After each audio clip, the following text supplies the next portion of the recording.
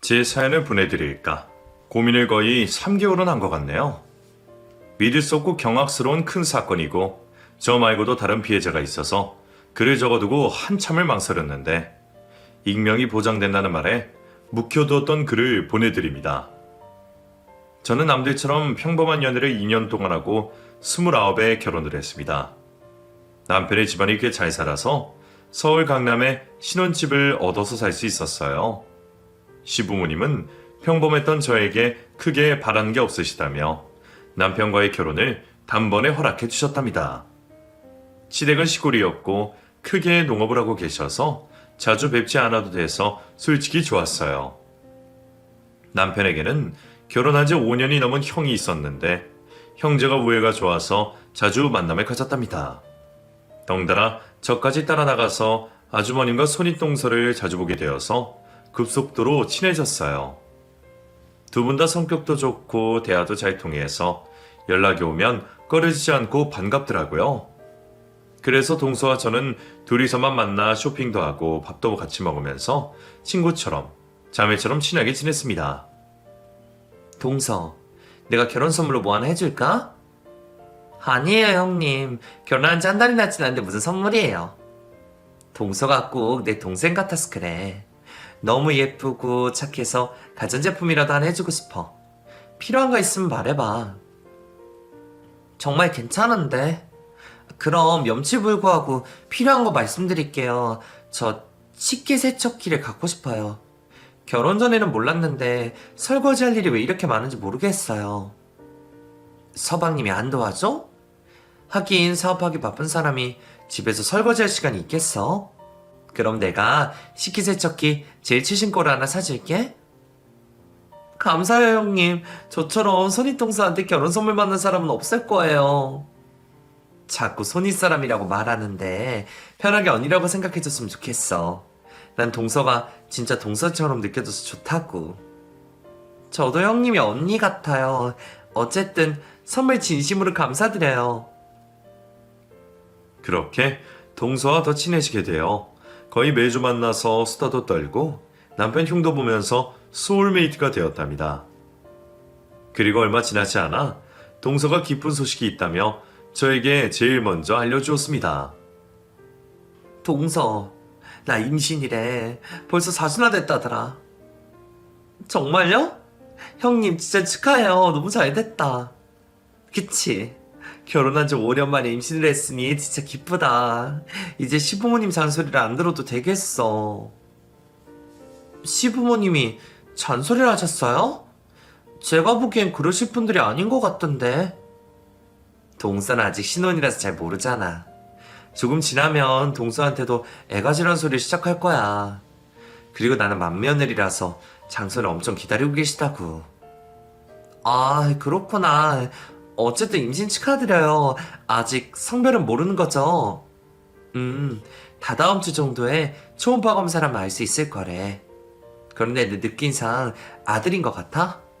난 고기를 별로 좋아하지 않는데 요즘은 고기만 엄청 먹었잖아. 맞아요, 형님. 그러고 보니까 지난주에도 저랑 삼겹살을 7인분이나 드셨잖아요. 빨리 조카 보고 싶네요. 형님 얼굴에 닮았으면 엄청 잘생긴 아이가 태어나겠어요. 저희는 실컷 수다를 떨고 헤어지게 되었는데 며칠 뒤 동서의 예상대로 아들을 임신했다는 소식을 전해 들었습니다. 시부모님은 이 소식을 듣고 시골에서 불이 나게 달려와서 동서에게 축하 파티를 해주겠다며 호텔로 온 식구를 불렀답니다. 최고급 코스 요리를 먹고 케이크에 초까지 켜서 임신 파티를 아주 신나게 했네요. 시부모님은 드디어 장소를 보게 되었다며 매우 흡족하고 행복한 얼굴로 시골로 내려가셨습니다. 그리고 보름이 지난 어느 평일 저녁이었어요. 저는 회사 사람들과 회식을 하고 밤 11시가 되어 자리에서 일어나 택시를 타러 도로가 있는 방향으로 걸어가고 있었습니다.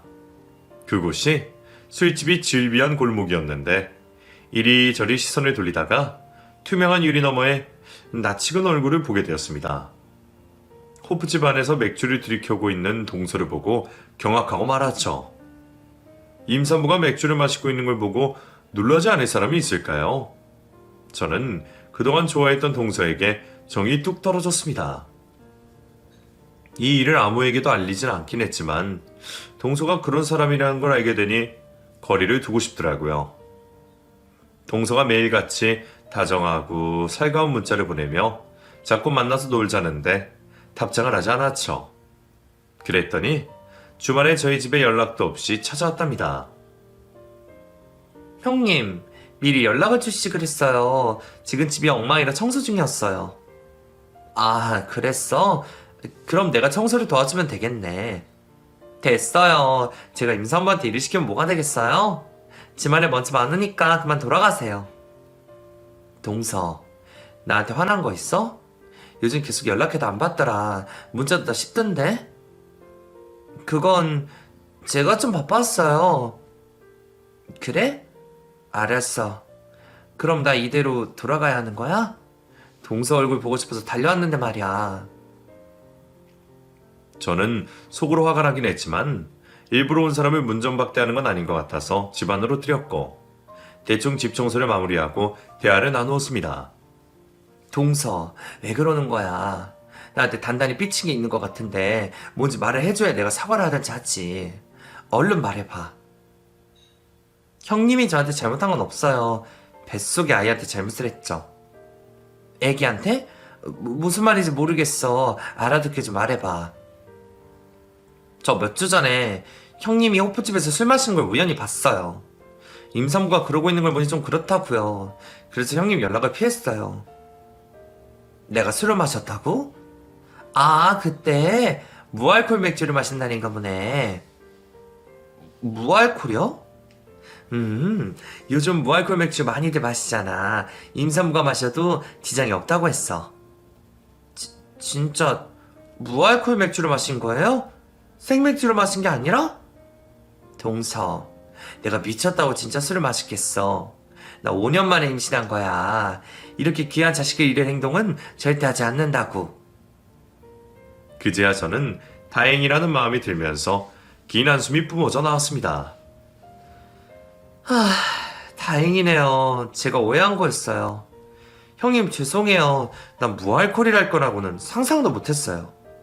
호프집에서 술을 마시면 무조건 생맥주일 거라고 지리짐작을 했던 거예요. 사과드릴게요. 사과는 무슨. 우리 사이에 고작 이런 일로 사과를 해야 해? 한 가지 서운한 게 있으면 동서가 미리 말해주지 않고 혼자 꿍하고 있던 거야. 앞으로는 무슨 일이 있으면 바로바로 말해줘서 오해 풀도록 하자. 알겠지? 네, 형님. 알겠어요. 그렇게 동서와 오해를 풀고 기분 전환을 하러 아기용품점에 가서 아이 쇼핑을 했습니다. 제가 선물로 옷이랑 신발을 사드리려고 했는데 아직은 때가 아니라며 나중에 조카가 태어나면 그때 해달라고 말씀하셔서 지갑을 도로 넣고 그냥 나와버렸네요. 그리고 3개월 동안 회사 일이 바쁘고 주말에는 피곤해서 동서를 만나지 못했습니다. 그러다 공휴일에 시간과 체력이 남아서 동서를 만나러 나갔답니다. 저희는 조용한 카페에 가서 자리를 잡고 앉아 이야기를 나누기 시작했는데 동서의 배를 보고 이상하다는 생각이 들어 고개를 갸웃거리며 물었습니다. 형님, 임신한 지 4개월이 넘어가지 않나요? 그런데 배가 아직 홀쭉하네요. 임신한 티가 하나도 안 나고 꼭 처녀 같아요. 저는 별 생각 없이 말을 한 건데 동서는 기분 나쁘게 받아들였는지 처음으로 눈을 흘기며 저를 쏘아보더군요. 동서, 무슨 말이 그렇게 임신할 티가 안 나다니. 그럼 내가 임신했다고 거짓말 한다는 거야? 형님, 제 말은 그게 아니라. 됐어. 생각해보니까 지난번에 호프집에서 내가 술 마셨다고 의심한 것도 불쾌했어. 동서는 날 어떤 사람으로 생각하는 거야? 나는 동서를 진짜 친동생이라고 여겼는데 이런 식으로 사람 불쾌하게 만드는 건 아니지 않아? 나 기분 상해서 더는 동서 앞에 앉아있지 못하겠다. 나 이만 갈게. 형님, 제가 잘못했어요. 제 입이 방정이었어요. 제발 화푸세요, 형님. 하지만 동서는 제 손을 뿌리치고 떠나갔습니다. 그날 이후 몇 달 동안 제 연락을 받지도 않고 만나러 가도 외면하더군요. 저는 이렇게 화를 낼 일인가 싶기도 하고 생각 없이 말했던 지난날에 반성하기도 하면서 동서와 다시 사이가 좋아지는 날을 기다렸습니다. 그렇게 시간이 더 흐르고 동서가 임신 9개월차가 되었을 때 연락이 왔어요. 동서는 자기가 임신 중이라 성격이 예민하게 변해버려서 사소한 일에도 크게 화를 내게 되었다며 저에게 사과를 해주었습니다. 이에 저는 괜찮으니 언제라도 만나서 화해하고 다시 잘 지내보자고 말을 전했네요. 전화로 오해를 풀고 며칠 뒤 아주버님이 지방 출장을 가게 되어 집이 빈다며 같이 놀자고 연락이 와서 혼자 동서 집으로 가게 되었습니다. 오랜만에 만난 동서의 배는 만삭이었고 몸을 가누기 힘들어 보였답니다. 형님, 벌써 출산일이 다가왔네요. 다음 달이면 아들이 출산하는 거죠? 정말 축하드려요. 고마워, 동서. 나도 이런 날이 올 줄은 몰랐네. 그리고 나한테 쌓였던 감정은 풀어주라. 내가 예민하게 굴어서 미안해. 아니에요. 제 입이 방정이어서 형님 기분 상하게 만든 거잖아요. 제가 어렸을 때부터 생각 없이 말하는 게 습관이었는데 이번 계기로 많이 고쳤어요. 어쨌든 이렇게 와줘서 고마워. 그 이유 없이 혼자 밤을 새우려니 조금 무섭더라고. 머릿속에 생각나는 사람이 동서밖에 없어서 연락한 거야. 이야, 다른 누구도 아닌 저를 먼저 찾아주시다니 너무 기쁜걸요?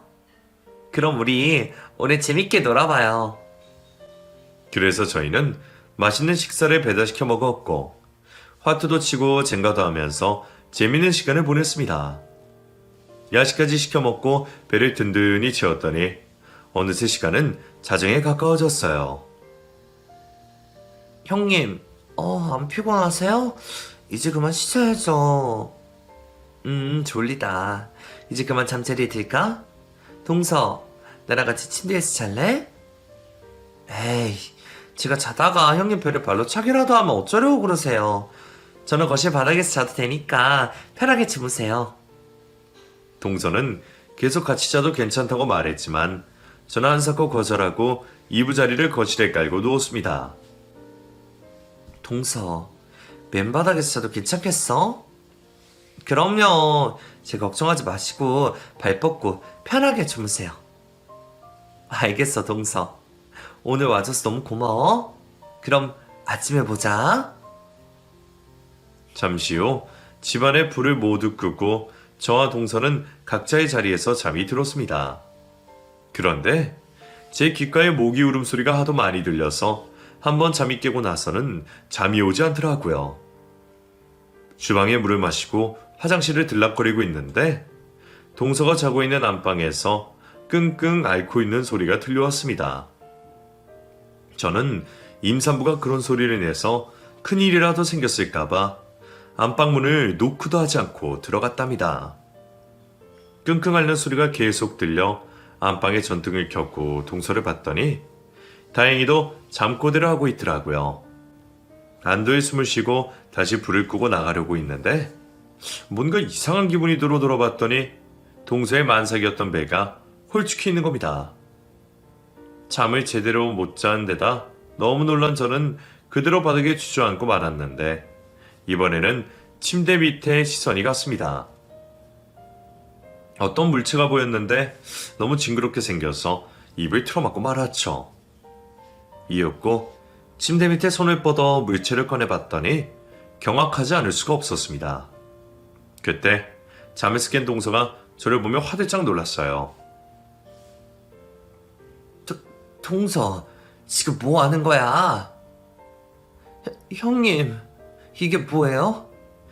이 실리콘배가 뭐냐고요? 설마 가짜 배로 임신 사기를 친 거예요? 일이네. 형님, 솔직하게 말하세요. 이게 다 무슨 일인지 말씀해달라고요. 왜 임신했다는 거짓말을 하고 다닌 거예요? 시부모님도 이 사실 알고 계세요? 그러자 동서는 체념했는지 벽에 기댄 채 눈물을 흘리기 시작했습니다. 동서, 부탁인데 아무한테도 말하지 말아줘. 다 사정이 있어서 그런 거니까 눈 감아주고 넘어가주라. 형님, 이건 아니죠. 단순한 거짓말이 아니라 사기라고요. 도대체 임산부 행세를 왜 하신 거예요? 그리고 다음 달에 출산하면 어떤 아기를 데리고 올 생각이었어요? 그렇게 계속 입을 다물고 계시면 저는 남편과 아주버님께 이 사실을 알리겠습니다. 내 남편 알고 있어. 아주버님도 알고 있다고요? 그럼 부부가 같이 거짓말을 한 거예요? 도대체 왜요? 동서는 잠시 주춤거리더니 이내 사실을 털어놓기 시작했습니다. 어디서부터 말해야 할지 모르겠는데 나와 남편은 아이를 가질 수 있는 정상적인 몸을 가지고 있어. 그런데 마음처럼 임신이 되지 않았지. 결혼생활 5년 동안 시부모님께 자식을 낳으려는 강요와 욕을 수도 없이 들어왔어. 결혼 2년 차까지는 아들을 꼭 낳아야 한다고 심하게 부담만 주셨는데 그 이후로는 욕설과 협박을 받아왔어. 아들을 낳지 못하면 당신의 아들과 이혼해야 한다고 말이야. 네? 시부모님이 그런 말씀을 하셨다고요? 제가 아는 시부모님은 절대 그런 분들이 아닌데요. 동서는 결혼한 지 얼마 안 돼서 모를 거야. 그리고 나는 맏며느리니까 꼭 장손을 낳아야 해서 심한 핍박을 받아왔어. 매일 수시로 전화해서 욕을 하시고 나를 만나는 날이면 임신 못하는 불량품이라고 굴욕을 주셨지. 이게 다 무슨 소리인지 모르겠네요. 그래서 시부모님한테 욕을 먹기 싫어서 임신 사기를 치셨다는 거예요? 저 납득이 안 돼요. 그렇게 괴로우면 이혼을 하시면 되잖아요. 나도 처음엔 동서라 생각이 같았어. 그런데 나랑 그이는 오랜 시간 사랑을 하고 서로가 없으면 못 살 만큼 애절해. 내 인생에 남편 없는 삶은 상상도 하기 싫다고. 작년부터 시부모님은 남편에게 이혼을 강요하셨어. 임신 못하는 마누라를 빨리 갈아치우라고 말이야. 그이는 나한테 시부모님과 인연을 끊고 그동안 지원받았던 돈을 모두 돌려드리고 둘이서 살자고 제안했어. 하지만 남편이 나 때문에 천리는 끊는 걸 원치 않아서 다른 방법을 생각해보기로 했어. 인공수정과 시험과 애를 수도 없이 시도했지만 계속해서 실패를 했고 결국 임신한 척 연기를 하다가 갓난애를 입양하기로 말을 맞춘 거야. 동서의 고백에 큰 충격을 받은 저는 너무 무서워서 밖으로 나가려고 했습니다. 그래도 전 이해가 되지 않아요. 어떻게 이런 무서운 짓을... 형님, 전 일단 집으로 돌아가서 남편과 얘기해봐야겠어요. 그러자 동서는 거실로 뛰쳐나와 무릎을 꿇고 제 다리를 꽉 잡았습니다. 동서, 제발 부탁이야. 날 이해하라고 말하지 않을 테니까 비밀을 지켜줘. 나랑 그이가 이혼하지 않고 살려면 이 방법밖에 없어. 우리가 얼마나 사랑한 사이인지 동서도 잘 알잖아. 급기야 동서는 큰 소리로 오열하며 자신을 살려달라고 애원했습니다. 저는 자리에 주저앉아 버렸고 동서의 한탄을 계속 들어주었답니다. 그렇게 이야기를 듣다 보니 어느새 동서와 아주버님이 임신 사기를 친 게 납득이 되더라고요. 그래서 저는 입을 다물고 비밀을 지켜주기로 결론을 내렸습니다. 알겠어요, 형님. 이 모든 걸 비밀로 하겠습니다. 정말이야? 고마워, 동서. 이은혜 평생 잊지 않을게. 동서가 날 살려준 거야. 나와 남편이 무사하게 살 수 있도록 해준 은인이라고. 형님 이야기를 들어보니 이럴 수도 있겠다 싶은 생각이 들었어요. 같은 여자로서 임신을 하지 못하고 버림받을 생각을 하니 이해가 되었다고요. 그러니까 아무 걱정 마세요. 아무에게도 이 사실을 알리지 않겠습니다. 제 결심에 동서는 통곡을 하며 저를 끌어안았습니다. 그래서 그날은 저희 두 사람 모두 뜬 눈으로 밤을 지새웠고 아침이 되었을 때 따뜻한 밥을 먹고 정신을 차렸답니다. 형님, 이제 저 만날 때는 실리콘 가짜배를 착용하지 마세요. 비록 한 달만 버티면 되긴 하지만 편하게 있으세요. 그럴게. 동서가 날 이해해줘서 얼마나 고마운지 몰라. 처음엔 머릿속이 굉장히 복잡했는데 이젠 어느 정도 이해가 돼요. 그나저나 내년이면 저도 시부모님한테 임신 협박을 당하는 건가요? 아, 생각만 해도 치가 떨리네요. 내가 장소를 나오면 동서한테는 심하게 하지 않을 거야. 그럼 더더욱 이 비밀을 지켜야겠네요. 여러 사람이 평화로울 수 있잖아요. 그렇게 실컷 많은 말을 쏟아낸 저희는 비밀을 지켜 가정의 평화를 지키기로 했답니다. 그날 이후 동서의 집에 이틀에 한 번은 꼭 들렀어요. 아주버님은 제가 모든 사실을 알게 된 걸 알고 불안해하긴 했는데 제가 믿어도 되니 걱정 말라고 연신 신뢰를 주었더니 편하게 웃더라고요. 시간이 조금 더 흘러 동서의 가짜 출산일과 입양일이 가까워졌습니다. 동서는 입양하기 일주일 전이라고 설렌다며 저를 집으로 불렀답니다. 형님, 마음이 어때요? 글쎄, 잘 모르겠어. 좋기도 하고 싱숭생숭하기도 해. 입양할 아이 얼굴은 보고 왔어요? 미혼모가 출산하고 바로 입양을 보내겠다고 불러서 가봤는데 아기가 너무 예뻐. 빨리 그 애 엄마가 되고 싶어. 가슴으로 아이를 낳는다는 말이 뭔지 실감한다니까? 이야, 그 정도로 벅차군요. 아무튼 축하드려요. 저희는 작은 아기에 대한 이야기를 한참 하고 점심상을 차려 식사를 시작했습니다. 그런데 예상치 못한 사건이 발생하고 말았답니다. 저와 동서는 깔깔거리며 웃고 떠드느라 누가 집에 들어온지도 몰랐어요. 저희를 내려다보고 있는 시부모님을 발견하고 소스라치게 놀라 뒤로 넘어가고 말았답니다. 너 뭐니? 다음 주가 출산일인데 배가 왜 얼쭉해? 어머님, 여긴 어떻게... 시어머니가 예전에 김치를 가지고 오셨다가 동서의 집에 아무도 없어 비밀번호를 문자로 받았던 게 기억나 문을 열고 들어왔던 거였죠. 지금 이 상황이 뭔지 말해봐. 너 벌써 애를 낳은 거야? 아니지. 애를 낳았으면 집에서 이러고 있을 게 아니라 쇼리원이 있었겠지? 그리고 우리에게 소식을 전했을 거고. 저는 얼어붙어서 아무 말도 하지 못하고 가만히 고개를 숙이고 있었고 동서는 곧장 무릎을 꿇고 시부모님께 모든 사실을 털어놓고 용서를 빌기 시작했습니다.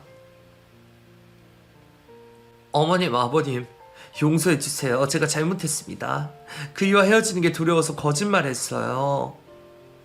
이거야, 원? 기가 막혀서 말이 안 나오네. 감히 우리한테 장손을 임신했다고 사기를 쳐? 우리 몰래 피 한 방울 섞이지 않은 애를 입양해서 속여먹으려 했다는 거지? 너 오늘 초상 치를 줄 알아라, 이년아. 시어머니는 동서의 머리채를 잡고 사정없이 두들겨 패기 시작했습니다. 저는 몸이 반사적으로 나가 뜯어 말리려는데 시아버지가 저를 밀어내며 가만히 있지 않으면 저도 이혼시키고 쫓아내겠다고 으름장을 놓더군요. 결국 이러지도 저러지도 못하고 동서가 두들겨 맞는 걸 보고만 있어야 했답니다. 이윽고 만신창이가 된 동서는 끝까지 죄송하다며 이혼만은 하지 않게 해달라고 빌었습니다. 이 상황에서도 내 아들이랑 살겠다고? 아들은커녕 임신도 못하는 패급 쓰레기를 우리대로 계속 봐달라는 거냐? 어머님, 정말 노력할게요. 꼭 아들을 낳을 테니 한 번만 봐주세요. 우리가 널 한 번만 봐줬느냐? 자그마치 5년이다. 게다가 임신했다고 감쪽같이 속였으니 괘씸한 널 더 이상 봐줄 수 없다. 당장 집 사서 나가라. 이혼서는 내가 알아서 네 친정에 보내주도록 하마. 아, 위자료는 기대하지 마라. 너 같은 사기꾼년한테는 한 푼도 주지 못하니까. 동서는 강제로 쫓아내는 시어머니에게 못 당하고 집 밖으로 나가게 되었습니다. 그리고 이 사실을 다 알면서도 비밀로 했던 저에게 벌이 넘어왔어요. 둘째 너, 마음 같아서 쟤랑 똑같이 패주고 싶은데 임신해야 하니까 건드리지 않겠다. 너 올해 안으로 아들 낳아라. 내 말 알아듣겠냐? 저는 그 상황이 너무 무서워서 고개를 끄덕거리고 말았답니다. 동서가 쫓겨나긴 했지만 아주버님이 절대 동서를 버리지 않을 거라 확신해서 다시 집을 돌아올 거라 믿었습니다. 누구보다 다정한 인코 부부이니 이 난관도 헤쳐나가리라 생각했죠. 하지만 제 예상은 완전히 비껴나가 버렸어요. 시부모님이 동서와 계속 살려면 모든 재산을 포기하고 몸만 나가라고 일렀더니 이혼 서류에 바로 도장을 찍더라고요. 너무 어이가 없어서 아주버님께 따졌더니 기막힌 대답을 하더군요. 재수씨, 이래야 모두가 편해져요. 제 아내가 힘들지 않으려면 다 줘야 한다고요. 형님 걱정하는 척하지 말아요. 아주버님은 시댁 재산 때문에 형님을 버리는 거잖아요. 정말 실망입니다. 아주버님은 아버님 어머님보다 더 나쁜 사람이에요. 위선자라고요. 마음대로 생각하세요. 저 아내는 이미 만나서 이혼을 결정했으니까요. 그만 나가보세요. 저는 씩씩거리며 아주버님 집에 나와 동서에게 연락을 해봤는데 받지 않더군요. 그도 그럴 것이 충격도 큰데다 제가 도와드리지 못했으니 많이 미웠을 겁니다. 다시 일상으로 돌아갔지만 늘 동서가 마음에 걸려있어 사는 게 즐겁지 않았습니다. 어디서 뭘 하고 지내는지 알고만 있어도 이러진 않을 텐데 말이죠. 그리고 전에 동서가 말했던 것처럼 시부모님이 저에게 아이를 빨리 낳으라고 부추기 시작했고 아들을 낳을 때까지 계속 출산을 해야 한다고 명령했습니다. 저는 한기를 올려버리고 마음대로 살려고 했는데 동서 말처럼 하루가 멀다 하고 전화로 욕을 하고 주말마다 집으로 찾아와서 들들 볶았답니다. 너 결혼한 지 1년이 지났는데 아직도 소식이 없는 거니? 네, 어머님. 요즘 저도 그 일도 바빠서 준비할 시간이 없네요. 뭐가 어째? 기회집료 주둥이에서 바쁘다는 말이 나온 거냐? 안 되겠다. 너 당장 회사 때려치워라. 집에서 조신하게 살림하고 남편 내일 전화해. 그래 하루빨리 아들을 낳거라. 어머님, 이건 억지예요. 임신하려고 다니던 회사를 그만두라뇨. 저는 회사에 자부심이 있어서 절대 그만두지 못합니다. 계집년여가 왜 이렇게 길어? 하라만 할 것이지. 나도 네 형님처럼 두들겨 맞아야 정신 차릴래? 잔말 말고 시킨 대로 해. 저는 시부모님이 너무 자기 멋대로라 남편에게 상의를 했습니다. 제발 임신하라고 닥달 좀 그만하게 해달라고 말을 꺼냈죠. 여보, 나 어머님 때문에 힘들어. 그만 좀 괴롭히면 좋겠다고. 엄마가 당신을 괴롭힌 게 뭐가 있어? 집에서 편하게 살림하고 아들 하나 낳으라는 게 괴롭힌 거야? 당신 편하게 먹고 살라고 조언해주면 고맙게 받아들이지. 나한테 와서 이러는 거냐? 뭐야? 그럼 당신도 시부모니가 똑같이 생각하는 거야? 당신도 내가 아들을 꼭 낳아야 된다고 생각해? 당연하지. 지금 형 상황이 저렇게 되어버렸으니 우리라도 빨리 손재를 안겨드리는 게 인지상정 아니야? 그제야 남편의 진짜 속내를 알게 되었습니다. 당신 꼰대야? 요즘 세상에 아들, 딸 구분하는 사람이 어딨어? 왜 구분을 안 해? 아들이 집안에 대려 있는 건데 당연히 아들이 우선이지. 그리고 남자가 여자보다 훨씬 우월하기 때문에 집안에 아들은 꼭 있어야 한다고. 진짜 기막혀서 말이 안 나오네. 언제나 아들, 딸 구분 없이 하나만 낳고 잘 살자며. 그리고 애 없어도 상관없다고 했었잖아. 결혼 안 하면 무슨 말을 못해? 물고기를 잡으려면 미끼를 이것저것 던져야 하는 거잖아. 이제 당신은 내가 잡은 물고기니까 하란 대로 하면 돼. 남편이 하는 말은 저에게 오만정을 떨어지게 하더군요. 그래서 곧바로 제 손이 남편 뺨으로 날아갔습니다. 나 지금 뭐 하는 거야? 감히 하늘 같은 남편한테 손찌검을 한 거냐? 한낱 계집 주제에 어디 남자 얼굴에 손을 올려? 남편은 소리를 지르며 제 뺨에 똑같이 날렸습니다. 그의 밑바닥을 확인한 저는 더 이상 부부로 사는 건 불가능하다는 판단을 하고 짐을 싸서 나가려고 했답니다. 우리 이혼해. 당신 같은 꼰대의 나쁜 놈이랑은 하루도 못 살아. 그래? 그럼 너도 형수처럼 몸만 나가. 이혼할 이유가 없는데 네 마음대로 헤어지자고 했으니까 말이야. 알아들어?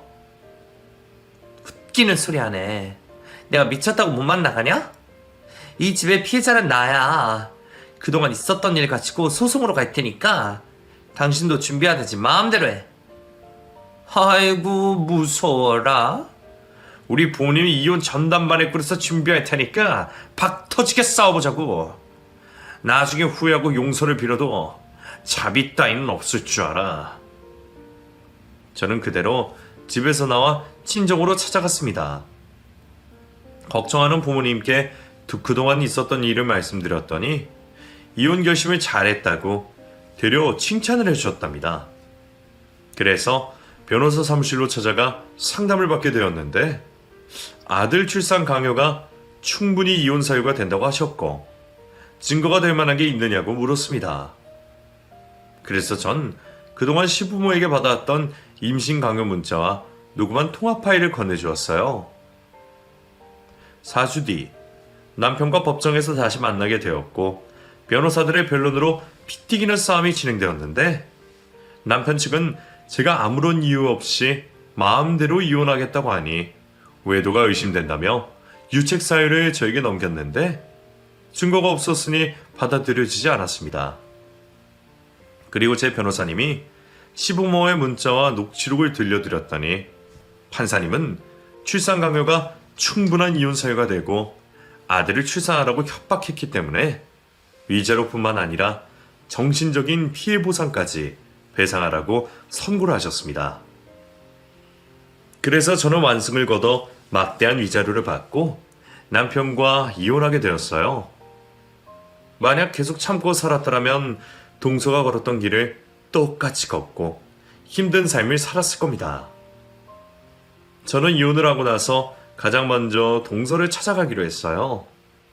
어디 사는지 동서의 친구에게 전해 들어서 연락하지 않고 갔답니다.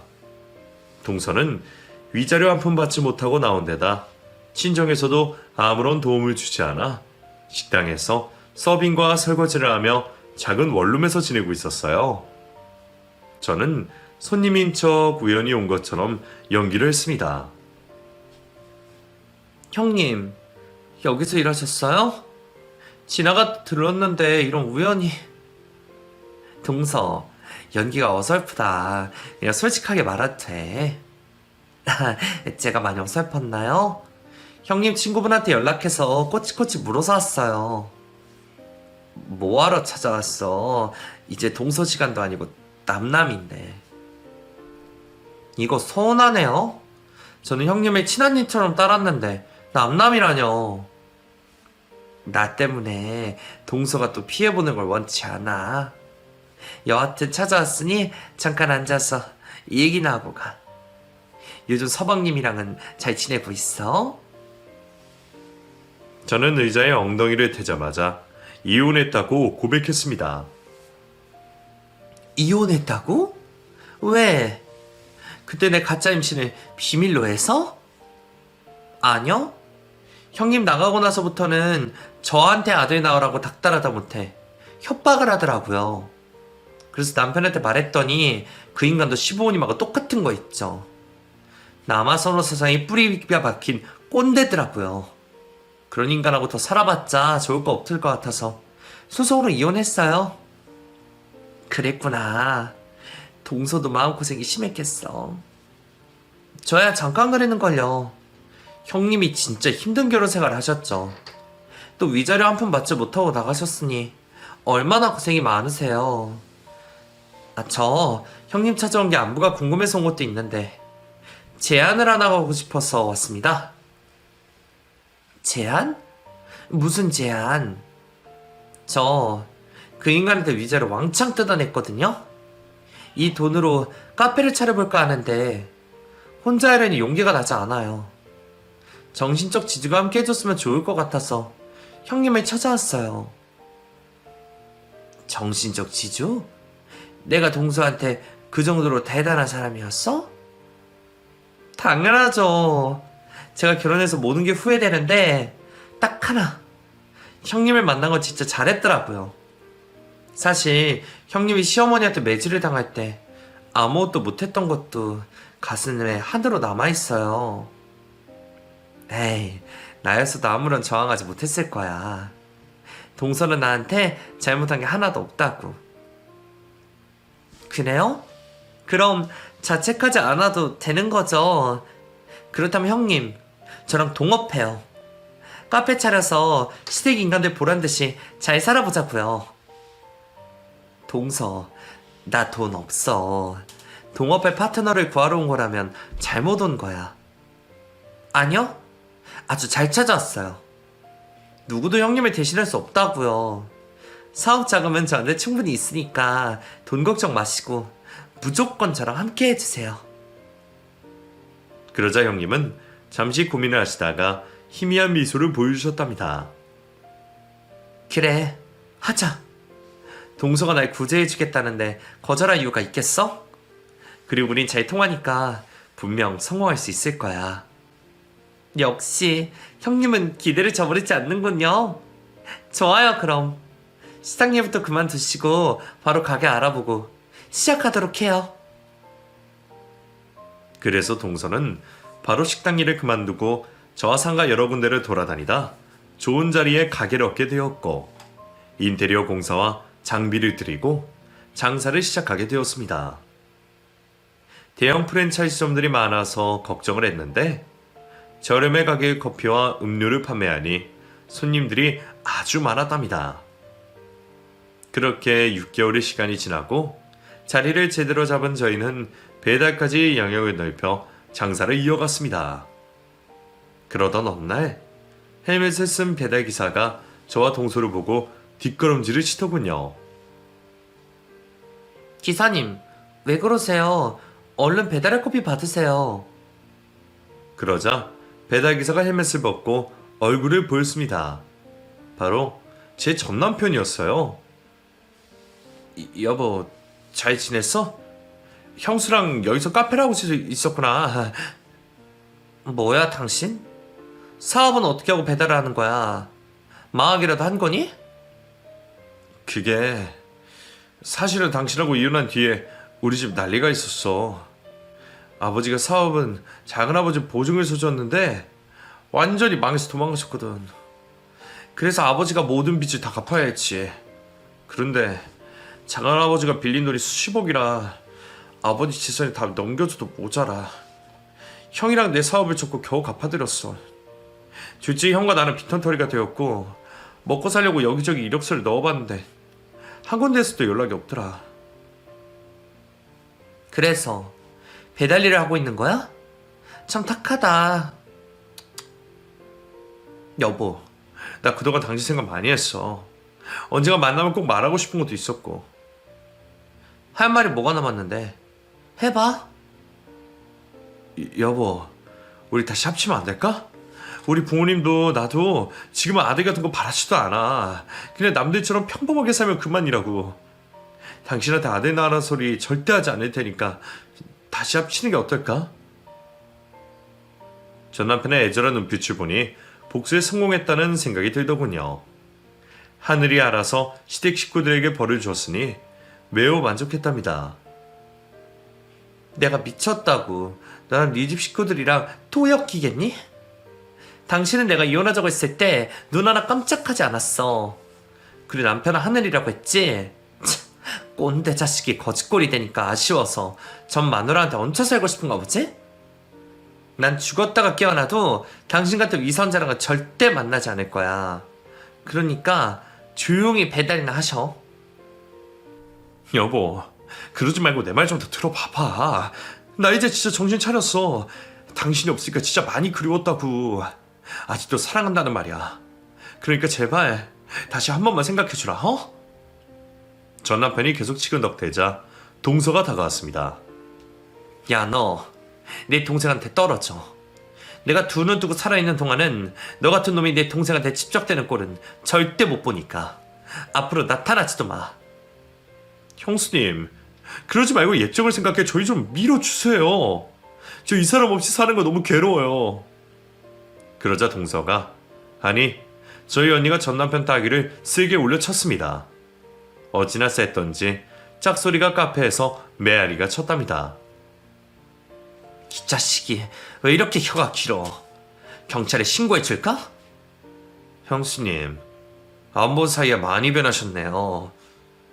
당연하지. 너희 집구석에 하도 시달리면서 살았더니 강심장이 됐다고. 또 처맞기 싫으면 당장 꺼져. 우리 카페에서 나가란 말이야. 알겠어요. 나가면 되잖아요. 하지만 저 이렇게 포기하지 않을 겁니다. 제 아내를 다시 만나고 말 거라고요. 그러기만 해봐. 경찰에 스토커로 신고하는 건 물론이고 배달 기사님들한테 네 사진을 뿌리고 일하지 못하게 만들어 줄 거야. 지금 입에 풀칠하면서 사는 것도 못하게 해줄 거라고. 그러자 전 남편은 꼬리를 내리고 수긍했습니다. 다시는 찾아오지 않겠다는 약속을 하고 카페에서 나갔네요. 언니, 진짜 멋있다. 카리스마 장난 아니던데? 이게 다 내공이라는 거야. 저 인간 집구석에서 하도 많이 당했더니 겁이라는 게 없다고. 저 자식이 또 찾아오면 진짜 끝장을 내줄 거야. 그런데 언니, 형부 아니, 저 인간 형 소식은 들었어? 왜 물어보지 않은 거야? 그게 사실은 네가 쉬는 날 가게에 왔었어. 길거리에서 노점상을 하고 있다더라. 그리고 조금 전 저놈이랑 똑같은 소리 하더라. 그런데 미쳤냐? 시부모랑 똑같이 나를 가차없이 버린 놈이랑 다시 시작하게. 따귀를 10대를 갈기고는 내쫓아버렸지. 우와, 그런 일이 있었어? 그럼 말 좀 해주지 그랬어. 무슨 좋은 일이라고. 어쨌든 저 형제들은 제대로 망한 데다 시부모도 시골에서 지금 남의 반 농사일을 하면서 입에 풀칠하고 산다더라. 모든 게 인과응보지. 그렇게 시댁 식구들의 추락을 모두 들었더니 막혀 있던 속이 뚫려서 엄청 시원했답니다. 그리고 지금 저 언니는 계속 카페를 운영하고 있고 각자 연애를 하고 있어요. 그런데 저희 두 사람 다 재혼 생각은 하나도 없습니다. 한번 더러운 꼴을 봐서 그런지 결혼이라면 학을 떼고 있거든요. 이렇게 제 사연의 글은 마쳐야겠네요. 혹시 아직도 아들 출산 강요를 받으시는 분들이 계신다면 그 결혼 생활을 다시 한번 생각해 보셨으면 좋겠습니다. 또 제 이야기로 위로와 용기를 얻으셨으면 감사하겠네요. 그럼 진짜 물러가겠습니다. 모두 안녕히 계시고 건강한 하루 보내세요.